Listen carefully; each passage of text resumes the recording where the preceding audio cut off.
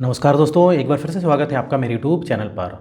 तो दोस्तों, आज की जो ये सच्ची घटना है ये है दिल्ली के बसंत कुंज इलाके में लीना शर्मा नाम की एक 26 साल की एक लड़की रहती थी। इस लड़की ने जो है फॉरेन ट्रेड की डिग्री हासिल की हुई थी और इसको जो है बहुत ही अच्छी कंपनी में जो है ये बहुत ही अच्छी कंपनी में ये हाई सैलरी पर जॉब करती थी।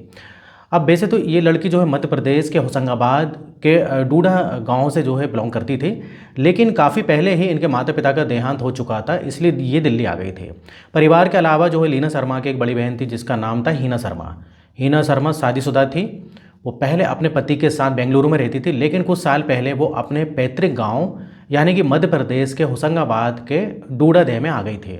और वहाँ पर शिफ्ट होने का कारण ये भी था कि हिना शर्मा और लीना शर्मा के माता पिता के पास जो डूडा गांव है उसके पास में जो है 70 एकड़ की ज़मीन थी, जिसमें से जो है 35 एकड़ की ज़मीन जो है दोनों बहनों के जो है नाम पर थी। अब जो बड़ी बहन थी जिसका नाम हिना शर्मा था वो अपनी ज़मीन की देखभाल खुद ही करती थी, और जो लीना शर्मा थी जो दिल्ली में रहती थी इसकी ज़मीन की देखभाल इनके मामा जी प्रदीप शर्मा करते थे।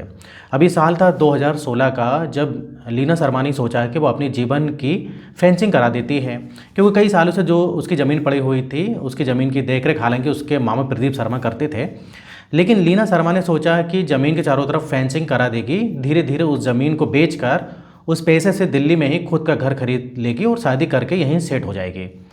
अब इसी के चलते वो अपने मामा को कॉल करती है। उसके मामा प्रदीप शर्मा फ़ोन उठाते हैं और कहते हैं कि तुम गांव आ जाओ, तुम जो कुछ भी कराना है मैं तुम्हारी मदद करूंगा और तुम्हारे खेत की जो फेंसिंग है वो करवा दूंगा।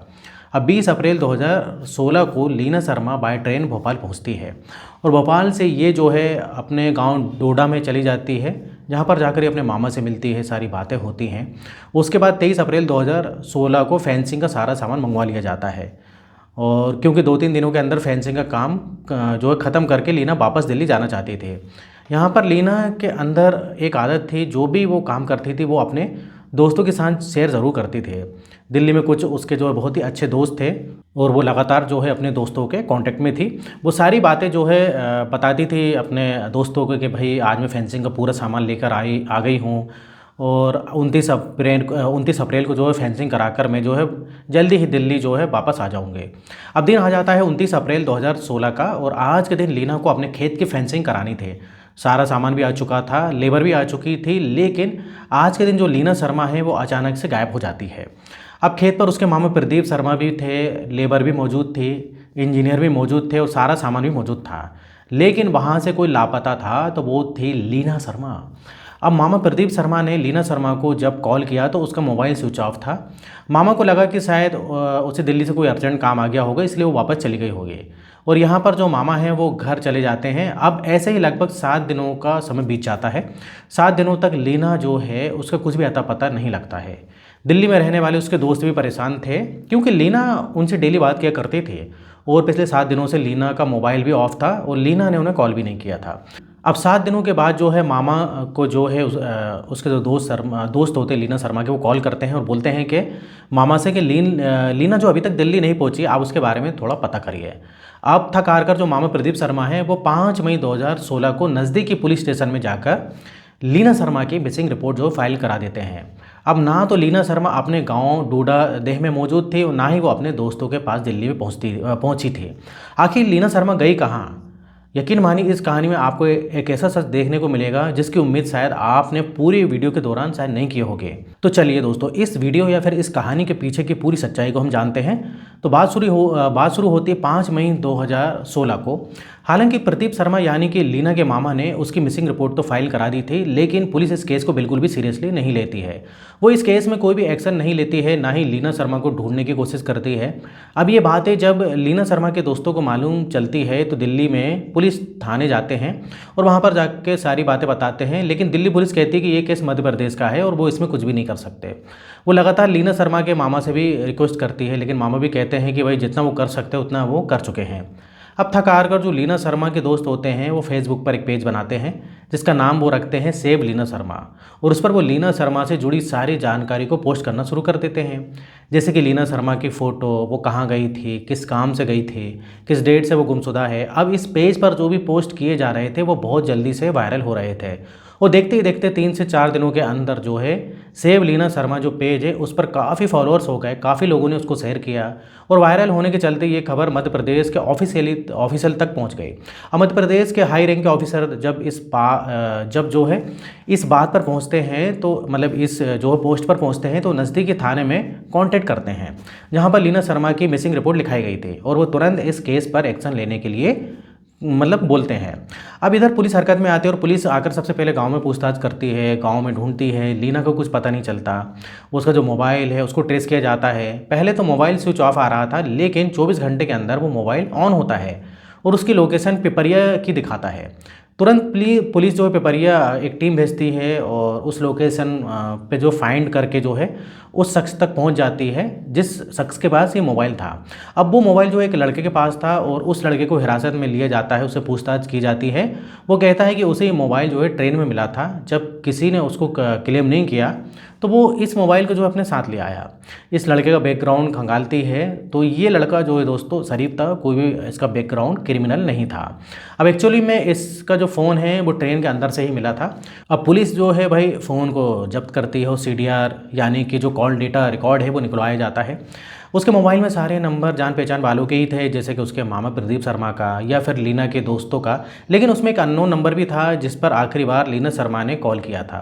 देखिए 29 अप्रैल 2016 को ही लीना शर्मा गायब हुई थी और उसी दिन सुबह तकरीबन 8 बजे लीना शर्मा ने एक अननोन नंबर पर कॉल किया था। पुलिस ने उस नंबर की जानकारी निकलवाती है तो मालूम चलता है कि ये नंबर एक ऑटो ड्राइवर का है। पुलिस बिना देरी किए इस ऑटो ड्राइवर को हिरासत में लेती है और उससे पूछती है कि क्या वो लीना शर्मा को जानता है। तो ऑटो ड्राइवर उन्हें बताता है कि बिल्कुल लीना शर्मा को वो जानता है और पिछले 5 दिनों के अंदर उसने लीना शर्मा को कई बार गांव में ड्रॉप किया था। आखिरी बार 29 अप्रैल 2016 को वो लीना शर्मा को गांव तक लेकर आया था और जब वो लगातार उसे ड्रॉप करता था इसलिए लीना ने उसका नंबर भी ले लिया था। जब भी उसे कहीं गांव से बाहर जाना होता था तो उसी ऑटो ड्राइवर को बुला लेती थे। अब यहाँ से पुलिस को क्लियर हो जाता है कि 29 अप्रैल 2016 को लीना उस ऑटो ड्राइवर के साथ ऑटो में बैठकर गाँव में आई थी, लेकिन उसके बाद बाहर जाने के लिए उसने उस ऑटो ड्राइवर का इस्तेमाल नहीं किया। इसका सीधा सा मतलब ये था कि लीना गांव से बाहर गई ही नहीं थी, जबकि उसका मामा का कहना था कि 29 तारीख को अचानक वो शायद अपने काम से बाहर चली गई थी। कहीं ना कहीं पुलिस को ये मालूम चल चुका था कि लीना के साथ जो कुछ भी हुआ है वो गाँव में ही हुआ है और हो सकता है कि गाँव के अंदर से ही उसका कोई सुराग मिल जाए। अब लीना शर्मा के जो करीबी दोस्त होते हैं उनसे बात करते हैं पुलिस वाले, तो इधर एक और सच सामने आता है। पुलिस को वो बोलते हैं कि भाई लीना की गुमशुदगी के पीछे केवल और केवल एक ही व्यक्ति पर शक है और वो है लीना शर्मा के मामा प्रदीप शर्मा।